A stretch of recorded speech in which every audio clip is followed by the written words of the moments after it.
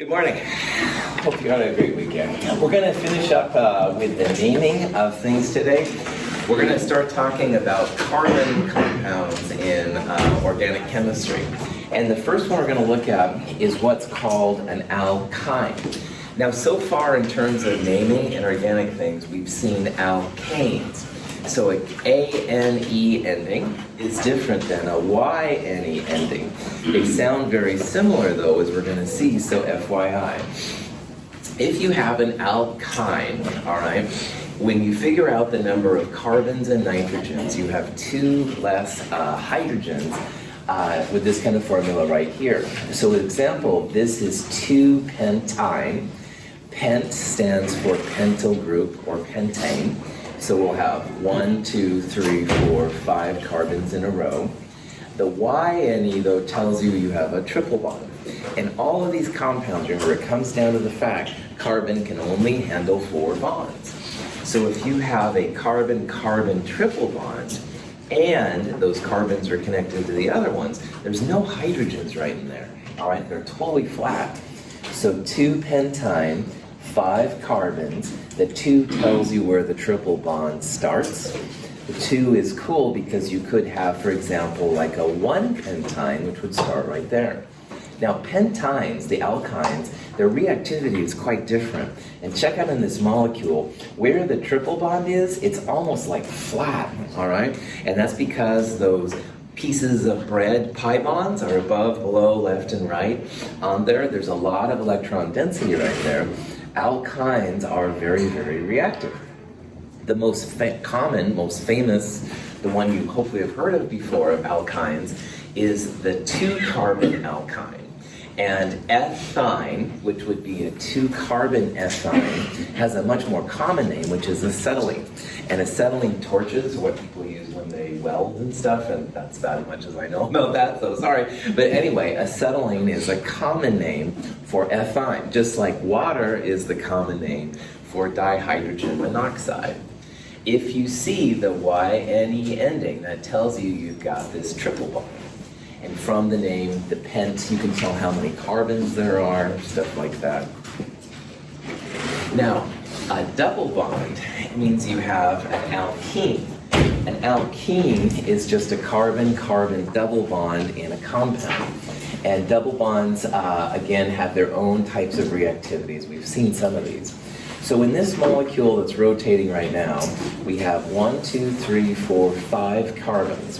And if that was an alkane, it would be pentane. But because of the double bond, we're going to change the A-N-E ending to an E-N-E ending. So it would be a pentene.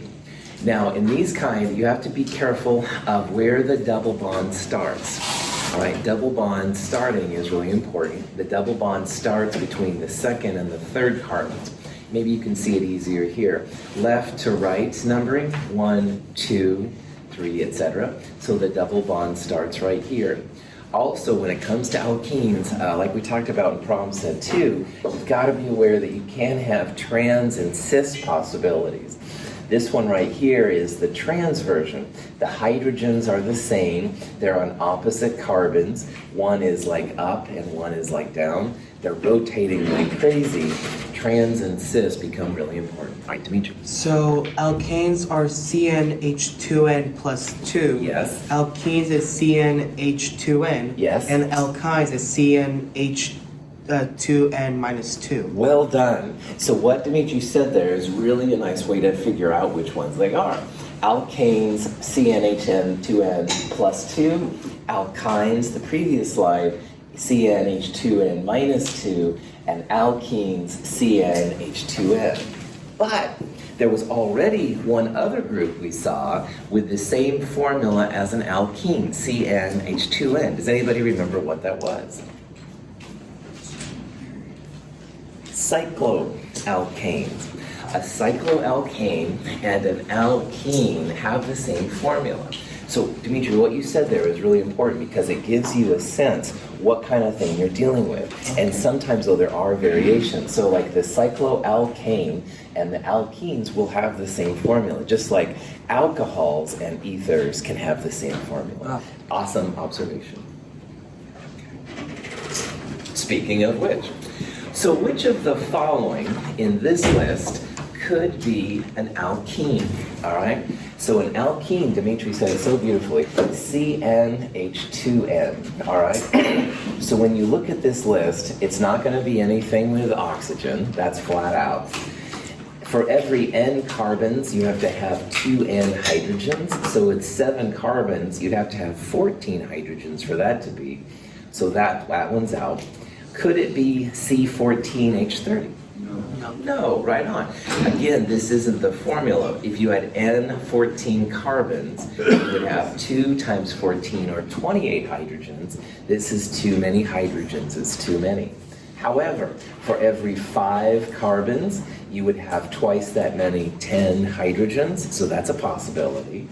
But this one now, too, every 2 carbons, you'd have twice that many, or 4 hydrogens. So there's actually 2 possibilities here. Both of those could be an alkene. So like we talked about, I was talking about with Dimitri earlier, cycloalkanes have the same generic formula as an alkene. Of these 2 formulas, which one would have to be an alkene, which one could not be a cycloalkane? C2H4. First, that's right, C2H4, that's right. In a cycloalkane with a circle, you'd have to have at least 3 carbons to make like some kind of a cyclic structure. With 2, you couldn't. This would have to be an alkene. Questions? Yeah, please. You just said for the cycloalkene, Mm-hmm. you have to have at least 3 carbons. Cool. So a cycloalkane, I'm going to make sure we're using the right things here. A cycloalkane with all single bonds will have the exact same formula, right? But this one wouldn't be a cycloalkane. You have to have at least 3 carbons to make like a cyclic structure. 2 would be like just electronation. Good. Cis and trans is going to occur quite a bit. And we've talked about this a little bit, but I just want to go a little bit. With cis and trans, around a double bond, you have to have 2 pieces that are the same and they're on opposite carbons. So this is the real common example. These are both butenes, 4 carbons, and these are both 2 butenes. The double bond starts in the second of the 4 carbons. And on these, you do have a choice where the hydrogens go. And the first one is cis, where the hydrogens are opposite carbons but the same side. And again, if you rotate it up, the hydrogens would both be up. They're either both up or both down. That's cis. On the other hand, trans is when they are on opposite carbons and opposite sides. So they would, right now you've got one up, one down. You'd rotate it and then you flip, but you still have one up and one down. Between cis and trans, which one do you think would be less polar? Same here, cis and trans. Remember that polarity is all about opposites canceling out, all right? If you have a trans, then arguably, like this methyl group is up and to the left, this one is down and to the right. You'll have more canceling of electrons, and the same thing here. Probably methyl is going to pull differently than hydrogen. So you don't have any methyl groups canceling. So methyl versus hydrogen, one of them is more Schwarzenegger, one of them is less Schwarzenegger, all right? So cis is usually more polar than the trans form. So the 1,2 butane, I'm trying to, so both of them will be 1,2 dibutene. Okay, let's stop right there. You only use one number, and the number is where the double bond starts. So I think what you're asking me is about 1 butene, or but1ene, either way. Okay. Is that cool? Yeah. And that one, Dimitri, only has 3 hydrogens around it, so it doesn't have cis trans. Oh. You don't rotate cis into trans, trans into cis. That double bond is a lot harder. And so, Dimitri, I've used you way too much. I'm not going to do it again. But if I said, hey, Dimitri, good to see you. Dimitri, I haven't seen you forever. A double bond is harder to break, and it's a lot harder to break. It's in the many hundreds of kilojoules per mole harder to break. And that's something that usually people can't do. So while you can rotate single bonds easy, all right, those are no problem. The cis and trans thing, those things pretty much stay there unless you have some kind of reaction to move them. There's lots of these that occur normally. Oranges and lemons are kind of similar. They're both citrus, but they have kind of a similar smell. And that's because of the arrangement of the double bonds. And it's kind of hard to see, but both of these up in here are going to have different orientations of their atoms. And so they're very similar. The smell is from a chemical which is very similar, but they are a little bit different. If you're still looking for a class presentation topic, limonene and its other variant from the orange would be an interesting example, because very similar structures. You do have a different smell though in an orange versus a lemon. So, all right, there's a special case of a molecule where you have like a cyclo compound, so 6 carbons in a row. And in your compound, your carbons have alternating double single, double single, double single bonds. And this molecule is really a trip. It brings up a special type of stability in nothing else that we've seen so far. An aromatic compound has basically pi bonds that kind of go around in a circle, all right? And there's a lot more to aromatic compounds than we're going to talk about here, but the simplest one and the most common one is when you have 6 carbons in a circle. And if you have double single, double single, double single, those resonate like crazy, and the double bonds move by one position. And what it turns into is like a racetrack of electric current, pi bonds going around. And this thing has some interesting properties that, like the normal alkenes or cycloalkanes, do not. So benzene is C6H6. It's very common, and there's lots of interesting things you can do with it. But benzene is much more than just an alkene, and it's certainly much more than a cycloalkane. It's a very, very stable compound.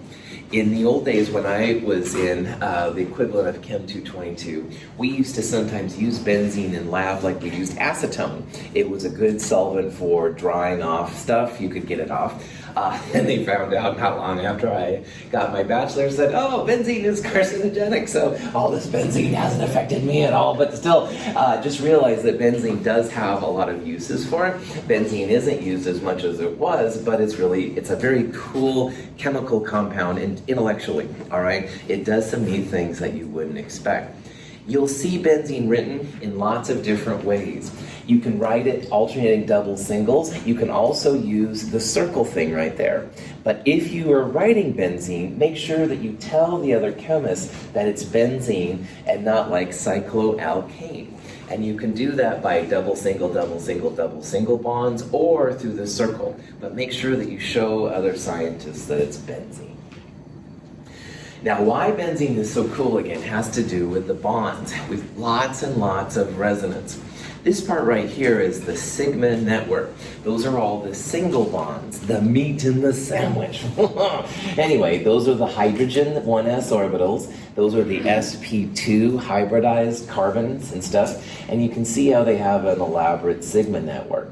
But this part is what makes benzene so special. You don't have just a single bread over 2 carbons. The bread, if you will, moves around. So you end up with, again, both above and below the thing, you end up with this pi network. This is the complete picture. This is the benzene sandwich. And this bread is unlike any other bread of any other kind of double bonds we've seen. I would say the bagel. Bagel works for me, absolutely. Oh, you're making me hungry, Dimitri. Yeah, a bagel. I like that, man. What the?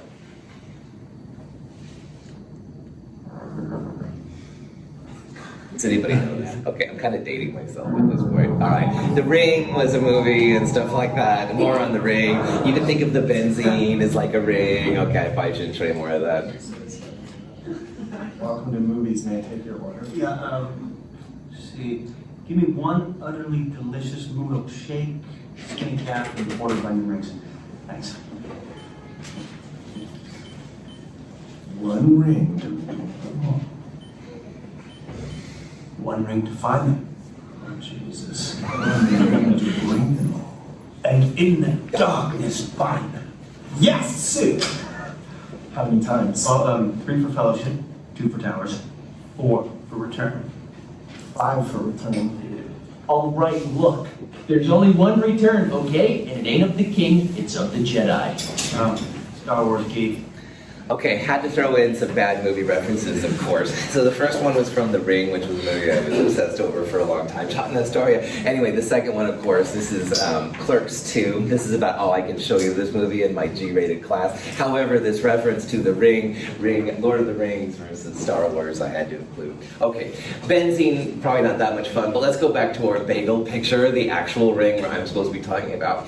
Now, carbon-carbon single bonds, roughly the distance between the two atoms, 154 picometers. A picometer is 10 to the minus 12th meters, so that's pretty small. But you can see here how single bonds, 154 picometers, and a double bond, 134. Now remember that as your bond order goes up, single to double, bond length goes down, and that's what we're seeing. So carbon-carbon double length, closer. Dimitri, I haven't seen you forever, versus single bond. Dimitri, how's it going? All right, so those are the kind of things we've talked about before. Benzene is right between, all right? Because of resonance, we don't have double bonds, we don't have single bonds. If you have alternating double, single, double, single, double, single, what would you guess the bond order would be for benzene? 1.5. 1.5, nice job. Halfway between the double and the single. So the bond order of benzene, the carbons, it's not double or single, it's 1.5. But notice how the bond length is pretty close to the double bond. This is like supercharged resonance, all right? And again, this is something in organic chemistry you talk more about. But benzene really is different from a lot of the other compounds we've seen. Its bond length is very small, very close to a double bond, even though we have double, single, double, single, double, single bonds. You can put groups on benzene, and to name them, it's pretty chill. Now in this class, we're just gonna look at the simple ones, but I want you to see some of these other ones because they're around. Bromobenzene is when you have one bromine on a benzene ring. So just like we've seen like chloromethane, this was the benzene version, this would be a bromobenzene. NO2 is a nitro group, so this would be nitrobenzene. This is the ethyl group, ethylbenzene. Now, this guy is important. This guy is officially methylbenzene. But just like nobody calls water dihydrogen monoxide, hardly anybody calls this methylbenzene. They call it toluene. You can buy this at Fred Meyer's. It's a paint thinner a lot of times. They use to take paint off things. Toluene is really interesting. These are just examples of other compounds. This is two benzenes in a ring together. It's called naphthalene. It's kind of funky. A phenol is a benzene ring with an alcohol. And we're going to talk about carboxylic acids here in a little bit. You can have a COOH on a benzene ring, and it's called benzoic acid. But if you can figure out these kind of things here on the left, very cool. If you have two things on a ring, then you need to start using numbers, all right? These are all dichlorobenzenes, all right? Two chlorines on a benzene. The best way, in my opinion, would be to use these numbers. So this would be 1,2-dichloro, 1,3-dichloro, and 1,4-dichloro. But there is an older school nomenclature which is still used, and if you wish to use it, you can. 1,2 is also known as an ortho position. So ortho-dichlorobenzene or O-dichlorobenzene would be an equivalent name. This is para, 1,4 or P-dichlorobenzene, and this is meta. You'll see these a lot. I prefer the numbers personally, but you can use the ortho meta para if you'd like to. It's your call. Carboxylic acids are another type of a group. Carboxylic acids are really great weak acids in compounds. And if you have, we've talked a lot about the strong acids like hydrochloric acid and nitric acid, and we'll talk more about it. The weak acids are often these carboxylic acids. Everything that we eat and drink, more or less, is basically a carboxylic acid, so they're actually quite common. And we talked about in Chem 221 how there's really only about 5 strong acids and a gazillion weak acids. Well, the gazillion weak acids, almost all of them, I would argue, are these carboxylic acids. And a carboxylic acid is an organic molecule where they have a carbon-oxygen double bond, a carbonyl, next to an OH. So this is like a combination of an alcohol, an OH, with either like an aldehyde or a ketone, if you will. This COOH is real common. And it's not a very strong acid, but this hydrogen is acidic. Like 1 in 10,000 or so of them break up. So you're gonna see a lot of these different things out here. To name them, all right, it's pretty chill. Figure out the longest number of carbon chain atoms once again. This thing has 1, 2, 3 carbons. So if this was an alkane, it would be propane, all right? But because it has a COOH on the end of it, we take the E off and we add this oic acid. So this compound would be propanoic acid. Propyl from 3 and then COH for the acid. Yeah, Dimitri. For the representation, the formula, will we have to memorize them for the quizzes or the tests we'll be taking? So yeah, I would start to figure out that you know what a carboxylic acid is and stuff, yeah. Everything so far has been stuff that would be good to know, yeah. And again, you shouldn't feel like you have to be an expert in it, all right? Because wow, in a couple days, we're not gonna do what a class would do for like a whole year, all right? But I'd like you, hopefully if you saw carboxylic acid, you know it because of the COOH kind of thing. That's kind of what I'm after. And the longest chain, all right? That you know that 3 carbons is probably gonna be prop something. Yeah, okay. Yeah. Questions? Formic acid is the common name for what really should be methanoic acid. If you have just 1 carbon and that carbon has a COOH, the COOH tells you that you have a carboxylic acid and 1 carbon would be methane. So methanoic acid would be the official name for formic acid. But formic acid is much more common of a name than methanoic acid. So you're seeing here how all these formulas and stuff get kind of wild. The most common of all the carboxylic acids by far is this one right here. And in Chem 221, this always caused us trouble when we came to the polyatomic ions. The acetate ion was a CH3 CO2 -1. All right, and acetate was sometimes written as CH3COO negative. Sometimes it was C2H3O2 negative. There was a whole bunch of different ways. And now maybe you can appreciate why it's listed so many ways. This is the structure. It's an sp3 tetrahedral methyl, sp2 carbon with a double bond O and a single bond OH on the side. Now an acetate, the ion, doesn't have this H+. All of these are acidic, so an H+ has to go. In acetate, it's like this whole thing without it. So scientists will a lot of times write it CH3CO2 -1. Sometimes they'll go C2H3O2 -1. But maybe you can hopefully appreciate like why acetate is written a whole bunch of different ways. Drives me crazy as your Chem 221 instructor. This one is fairly common when you get into higher chemistry, so I'm just introducing it.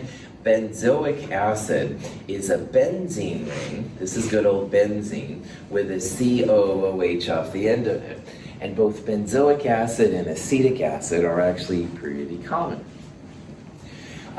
All of these carboxylic groups, it's the hydrogen with the COO part on it. That's the acidic part. And why that's acidic is if you kick the H+ off, you're left with a negative charge right there. And this will resonate. You could have the double bond here and the negative charge right there, or you could have the negative charge right there and the double bond there. And anytime you have resonance, you tend to stabilize the molecule a little bit more. So all of these have pretty stable, like -1 ions, and that H+ is kicked out. Vinegar is something you've all used, I know, or had at some time in your life. Vinegar is essentially acetic acid with spices and stuff in it. And if you take, pure acetic acid is nasty, but if you add lots of water and put in a couple spices, and vinegars have all different kinds of them and stuff like that. Vinegar is all over the place when it comes to eating. So, woohoo, carboxylic acids, yeah. But anyway, acetic acid is nothing more than like pure vinegar kind of product. Anyway, found all kinds of foods and stuff, definitely. So, any question? Formic acid, methanoic acid, if you've ever been stung by an ant, that's where the sting comes from. It's not like a super strong acid, but it still woke me up one time when I was hurt. But so anyway, yeah, little bats. Anyway, wonderful Mother Nature. Formic acid is the way the ants defend themselves. Aspirin, if you need that after looking at all these organic compounds, I totally understand. Anyway, aspirin is acetylsalicylic acid. That's a big word. This is the carboxylic acid part, and that's one of the things that helps it get into the bloodstream. All right, it's water soluble. We're going to see that these acids are somewhat water soluble, so if it loses that, then it doesn't. Now, notice down here, this is a C double bond O with an oxygen, but it's not a hydrogen on this side. This is not a carboxylic acid. This is something else that you don't need to worry about in this class. But this is the interesting part for us here. That's the acetic or the carboxylic acid part that makes it interesting. So let's see if we can name this molecule. All right, and in this molecule, we've got 5 possible names, and there's lots of different ways to do it. The 2 most important things when you see a problem like this is you figure out what family it belongs to. Like, is it an alcohol or an alkyne, something like that. And the second thing is figure out the longest chain of carbon atoms, all right? So if you have a COOH like that, what's the family that belongs to? Carboxylic acid. Carboxylic acid, you bet. Carbon next to the oxygen, this is the carbonyl. You have to have a carbonyl with an OH on it to be a carboxylic acid. It's not just the OH, it's not just the CO, it's both of them together. Now, there's 1, 2, 3, 4, 5 carbons on this thing. And the 5 carbon alkyl group was the pentyl group. So this will be pent something, all right? And if you ever have a question on these namings, and if you just put down pent, that's a good partial credit thing right there, I'll let you know. So it's pent something. Carboxylic acid means add an oic acid to the end of it. Pentanoic acid would be the name of it. Butanoic acid would have only 4 carbons. So you wouldn't have this CH3, there'd be just a hydrogen right there. Butyl is 4, all right? What family does pentanal belong to? The alcohol. Not an alcohol, but a aldehyde. That's what I was looking for. Right on, Cardosa. There's all these different things. Right on. The Al is the aldehyde. So an aldehyde with 5 carbons, 1, 2, 3, 4, 5. An aldehyde would have just a C double bond O right there. And again, this is an aldehyde. And that Al ending is what's going to give you the hint to it. So pentanal would be the aldehyde, the Al ending right there. Now, let's get down to E. A couple of you said alcohols, which is totally fine. So 1 pentanol, the OL is the alcohol. So 1, 2, 3, 4, 5 would be the 5, the pent of pentanol. The 1 means put it off the first carbon, and you could do the far left or the far right. 1 pentanol would be this guy. That would be an alcohol, all right? I'm kind of trying to emphasize the pronunciations here just to make sure it's clear. This is pentanal, and this is a pentanol. And this is why I got on my first quarter of organic chemistry, man, because my teacher had a little bit of an accent to my ears. I was like, oh, it's the same thing. A couple low quiz grades later, I finally figured out, oh, they are different. So yeah, so a pentanal and a pentanol are different, all right? Be aware of that, man. Now, a pentanone is another 5-carbon something. What family is a pentanone? What family does that belong to? Ketone, right on. Ketone, O-N-E. Pentanone ketones are going to have something like that. All right. By the way, one pentanone doesn't actually exist. What I just drew was 2 pentanone. Why can't you have a 1 pentanone? Because it's the same thing as a, like, it's the same thing as a alkyne. Is it a ketone if you have a 1 next to it? Like, let's draw it out. 1, 2, 3, 4, 5. Is that a ketone? No, what is it? It's a Aldehyde. Aldehyde, right on. So 1 pentanone isn't even something that can exist. Ketones have a carbonyl in the middle of the carbons, all right? Aldehydes, like this guy up here, aldehydes have a carbon oxygen with at least 1 hydrogen next to the carbon. And that's a little weird too. But the reason why I do like this question a lot is it shows a lot of these weird combinations, all right? Carboxylic acids, the carbon on the end is going to have the COOH. Aldehyde has an aldehyde carbon-oxygen double bond on the end carbon, but no OH like the carboxylic, all right? Pentanol, OL, has an OH. Alls are OH and als are the double bond O. And finally, the ketones. Ketones are in the middle of carbons. There's no hydrogen off this carbon, all right? It's just other carbons. So the family would be carboxylic acids, and then you would have to find like what it is within that family. Yeah, that's right. That's right. Like having your, again, the 2 things that are really important when you see a structure like this is, yeah, you want to figure out what family it is, all right? And so COOH with all of those is the carboxylic acids. And the second thing that's also really important is longest number of carbon atoms in a chain, all right? So this is 5 carbon atoms, which is like pentyl, pentane, and an alkane. With a carboxylic acid on it, then it would be this pentanoic acid. So, what is it?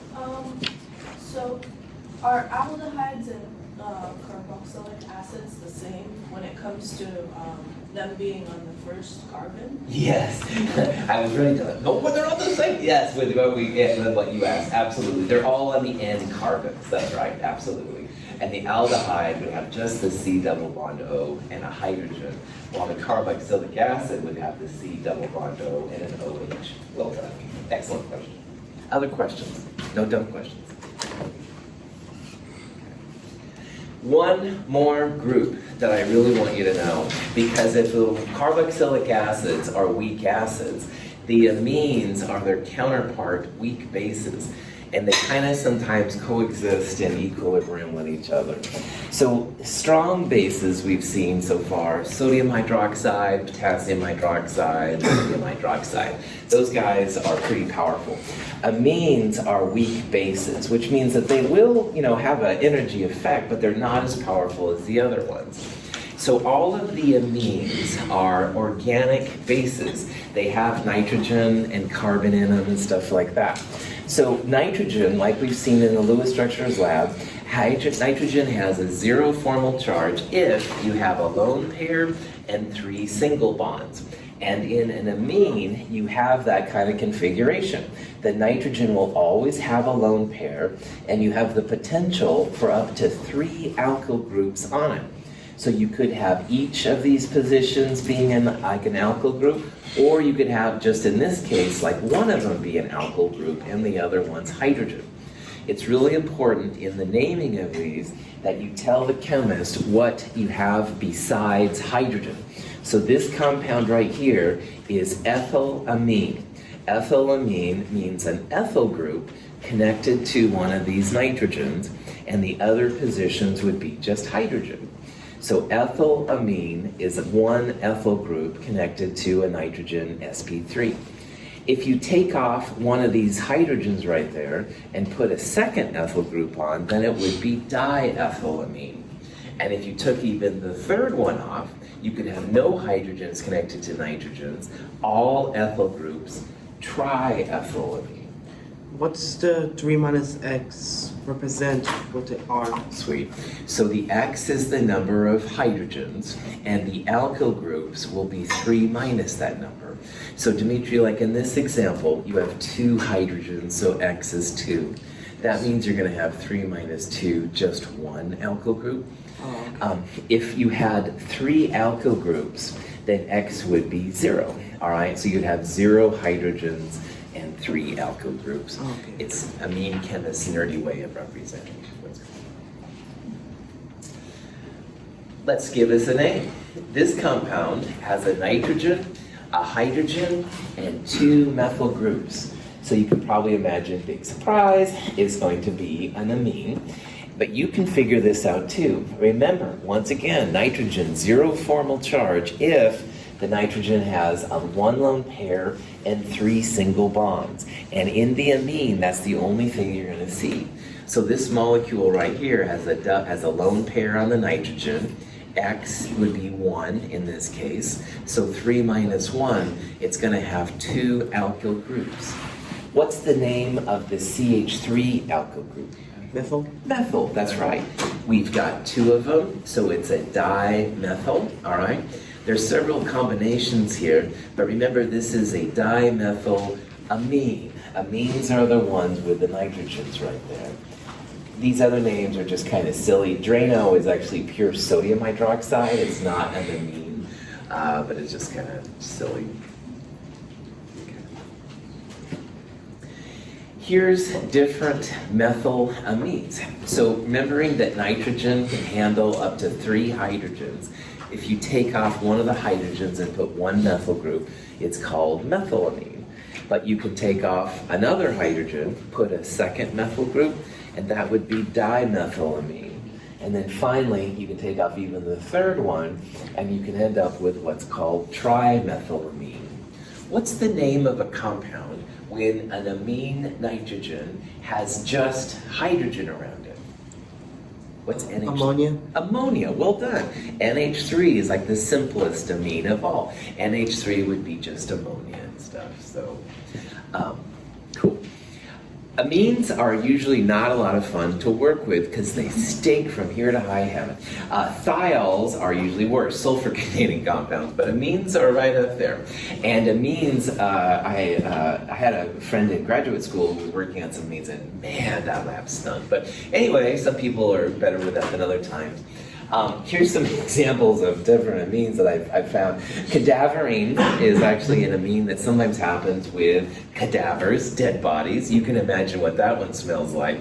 And this one right here, a special warning to any of you that are thinking about using pyridine. And in my G-rated class, I have to describe this with vague terms. However, Viagra has an effect for men's performance when it comes to being close with another person. Pyridine, anti-Viagra. So I've always been very nervous about pyridine. I was like, oh, don't touch it, man. So if Viagra goes one direction, pyridine would go the other direction, and that's probably about as G-rated as I can make that without getting it. But anyway, so if you're ever in the lab with pyridine, you want to put the gloves on, maybe put it in the hood and stuff, but all right, pop that back on. Sorry, maybe not, sorry. Questions? Good. Now, I'm going to show you 2 more families because I want you to see these names and see them, but I'm not going to ask you any questions because they aren't as common and they're a little bit more complicated, but you might see them. Go ahead. So, as a question with that forceful one, how would you notate what's in the name that notates that there's 2 nitrogens, not just 1? What's the longest chain of carbon? There's 5. 5. So if it was an alkane, it would be? And Pentane, good, that's right. This is a 1,5-diamine pentane, all right? And so that's something that you don't need to know, Caleb, but you would start with the longest chain of carbon atoms. This is a diamine, which is not something I was planning on talking about, I'll be honest, but what you would do in these cases is start with the longest carbon chain, pentane. It's a diamine pentane. We'll see some examples of things like this coming up, man. Yeah, and this is actually an aromatic compound. I honestly don't know the official name of purity off the top of my head. So realize that with all of these, there's more than I'm sharing with you. All right, you're probably like, oh, you fascist Russell, all these wonderful names, and we put in your own adjective for wonderful, but there are more things too. So, all right. Prop that back on. Cool question. Other question. An ester is a compound. I want you to hear the name, and I want you to see how these things are named, but I'm not going to ask you any questions on these because these are just more fun than you can shake a stick at. Earlier on in the aspirin example, we saw an example of what kind of looked like a carboxylic acid. It was a C double bond O, but next to the oxygen, I think there was like a benzene ring or something like that. That's an example of an ester. And an ester is different than an ether. And this got me in some quizzes too. Fascist chemistry. Oh, prop that back on. Wonderful chemistry. Anyway, an ester is different than an ether. All right, and that's my number one goal here I want to talk about. Now, an ester is another carboxylic group, C double bond or carbonyl. It's got an oxygen, but that hydrogen has been taken off, and another alkyl group has been put in its place. So if you have to name one of these, you first of all, the whatever's to the right of the single bond oxygen, that goes first, so like ethyl, and the rest of it gets this urate. So it's 1, 2, 3, 4 carbons, butyrate. Ethyl butyrate would be the name of this thing. Here's an example that's similar. You've got an ethyl group to the right of that single bond oxygen. So you start with ethyl, but then to the left, you've got 1, 2, 3 carbons on the carbonyl. Ethyl propionate would be this thing. Again, you don't have to name these. I'm not going to ask you any questions on them. But when you take OChem, realize an ester is different than an ether. An ester is close to a carboxylic acid, but it's not the same. So just realize this is one that's going to pop up in your world once in a while. The other one I want you to just hear, but I will not ask you any questions, is an amide. And we just went through amines. Amine is a nitrogen with 3 single bonds to either carbons or hydrogens. An amide is also similar to an amine, but it's different. The nitrogen has a carbonyl connected to it. So this thing right here is an amide. Here's the nitrogen with the hydrogen. Here's a carbonyl. When the carbonyls are next to the hydrogens, that's what makes the amide. Amides will oftentimes have this capital N first. The N-methylpropanamide, in this case, means that the N part, this methyl group, is connected directly to the nitrogen. And then the rest of it, 1, 2, 3, this is where the propanamide comes from. And again, you don't have to know these, you don't have to use them, but if you take organic chemistry, I really want you to hear this name, man, because amine and amide are different, all right? Amides are a whole different ballpark. They're related to the carbonyls. Also, if you see this big N, and there's a lot of prescription medications and stuff like that, that you'll see that. If you see that big N, that means you've got one of these crazy amides running around. Okay, questions? To visually reinforce the fact that members of a homologous series, such as we see here, differ from each other by a specific structural unit, we use molecular models. Here, for instance, is the tetrahedron of carbon, a model of methane. In order to turn that model into ethane, we add another CH3 group to the end by substituting for a hydrogen. If we wanted to go from a propane to an ethane, we would remove that specific member of the homologous series, a CH2 group. Reconnecting the carbon atoms, then we're back to our ethane. Models can be used that are commercially available, but if they're not available, gumdrops work just as well. I show this cheesy video here because I really want to highlight, if you take organic chemistry, having a model kit can be super helpful. And a model kit, like the ones we used in the Lewis Structures Lab and the ones we're going to use this week, model kits are really cool about showing geometry, isomers and stuff like that. They're really cool. On Amazon, you can get a model kit now for about 20 bucks. They're relatively inexpensive. If you're going to buy a model kit, I highly recommend that you make sure that your model kit has both 5 and 6 coordinate pieces. And what that means is 5 coordinate would be like trigonal bipyramid stuff, and 6 coordinate would be octahedral. But really for organic chemistry, if you have a 4 coordinate tetrahedral, that takes care of 99% of what you're going to do. In the old days, I was being cheap, and I'll just use gumdrops. Well, in the library, getting kind of stressed out, and weight went out, and I lost all my models. So I do recommend the model kit just because it keeps you from doing those kind of things. But it is a possibility, especially if you need something kind of on the fly. Gummy bears, work pretty well as well. There's a lot of other things we'll see about model kits that are going to be helpful if you take organic chemistry. Now, the last thing we're going to look at in the organic chemistry section, and nothing that's going to be on the quiz this week, is on how organic chemicals react. It's nice to know how you make the things we've just talked about, and also to know what to do with them once you have them, all right? And both of those avenues are huge. And for each of the sections, alkanes, alkenes, aldehydes, carboxylic acids, it's nice to know how to make those and what to do with them once you have them. So this is a huge part of organic chemistry. And I'm just going to show you a couple examples to kind of show you how this all plays out. The last 3 problems, problem set 3, are basically reactivity problems. And we'll talk about those more in the problem set this week. But there's a lot more you could do on top of that. So here's some examples. Hey, watch it. Hey, Frank, take it easy. I'm sorry, Ted. Doctor says that too much caffeine makes me edgy.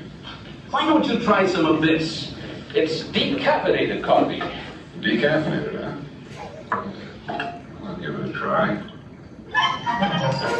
Chemistry lab. Oh, hi, Frank. You're right about that coffee. I sure feel better now. Well, accidents will happen.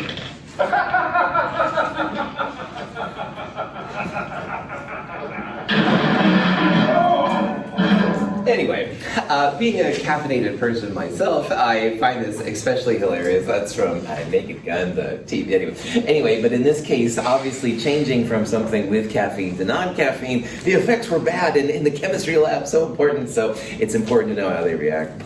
All right, enough bad movie references. First of all, let's talk about what's called an addition reaction. And when you have alkanes and alkenes, an alkane with all carbon-hydrogen single bonds, alkanes are referred to as saturated. So if you have a double or a triple bond, i.e. in an alkene, which is a carbon-carbon double bond, you have unsaturated carbons. And if they're unsaturated, that means you can make them saturated by adding something else, like hydrogen.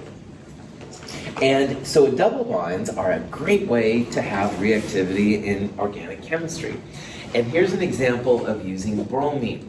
Now, notice that there was a carbon-carbon double bond on the left, and on the right, we no longer have that double bond.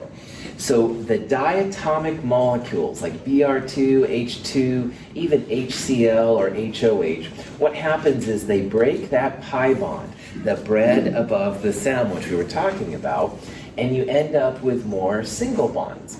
So the double bond is gone, carbon still wants to have 4 bonds, 1 bromine goes to the left and 1 bromine goes to the right. So you're turning an unsaturated alkene, this is ethene, into a saturated alkane. Every carbon is sp3, all single bonds. This would be 1,2-dibromoethane.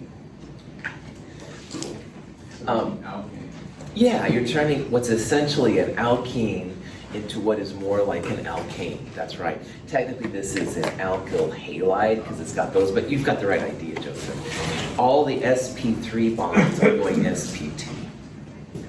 There's lots of examples of this kind of stuff. Molecules of bromine gas undergo an addition reaction with the carbon-carbon double bonds in bacon fat, causing consumption of the bromine gas. So you can do lots of interesting things. This is a lot of fats have double bonds in them, the unsaturated fats. And if you want to make them saturated, you'll add the appropriate diatomic. So in this case, they're adding bromine. Bromine is added sometimes because you see a color change that occurs as well as the chemical reaction. Cool. Yes? So we would have two isomers, one with trans and one with cis. Ooh, cis and trans is for double bonds, but the single bonds, Dimitri, they'll rotate really fast. So there is, it kind of looks like you could have cis and trans, but they rotate all the time. You don't have to worry about it. Yes? Is that how they make hydrogenated vegetable oils? Yes, that's right. I will briefly talk about that on Wednesdays when I have more time. Good. All right, I am out of time. Have a wonderful day. I'll see you guys either tomorrow or Wednesday.